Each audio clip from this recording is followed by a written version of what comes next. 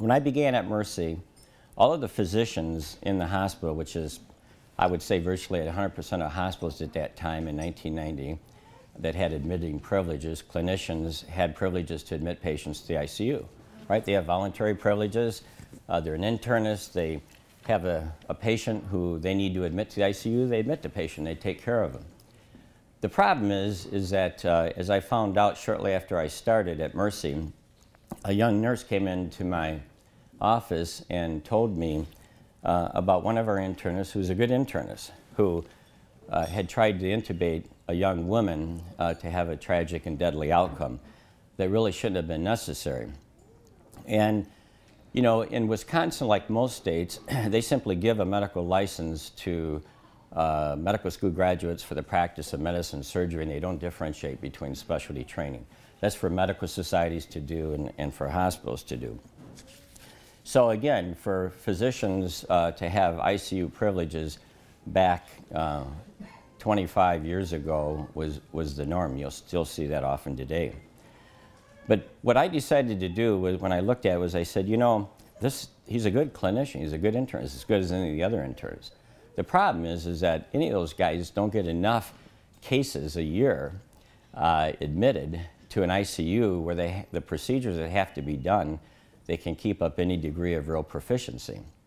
So I decided that the right thing to do was to take the ICU. It wasn't a peer review question. I want to say that on this individual at all, because what he did, I'm sure, could happen to any of those internists for the frequency which they would have to carry out some of the ICU procedures. But I decided the right thing to do was to take the ICU privileges away from all physicians unless they had specialized training in ICU procedures, intensivists, surgeons, pulmonologists.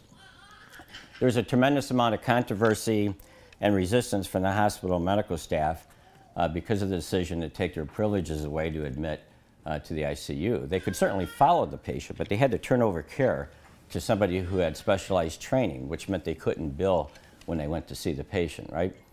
And so they sued Mercy for taking their privileges away. And this happened in 1990.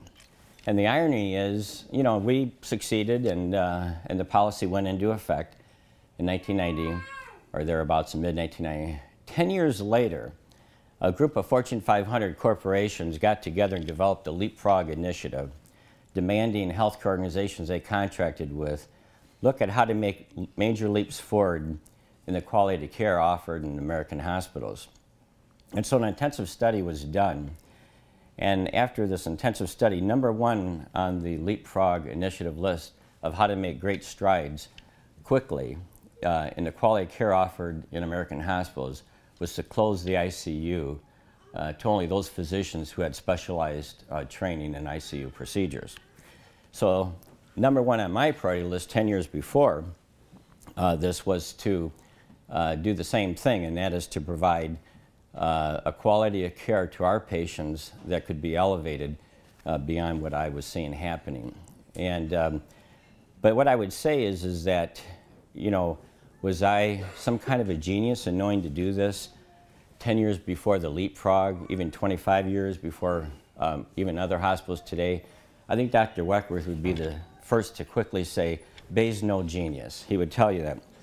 But the fact is what allowed me to make that decision and to have the courage to stand up against the medical staff and really what the trend that was in the industry, the normal practice, was it was the right thing to do. I truly believe that, and it turned out obviously to be the case.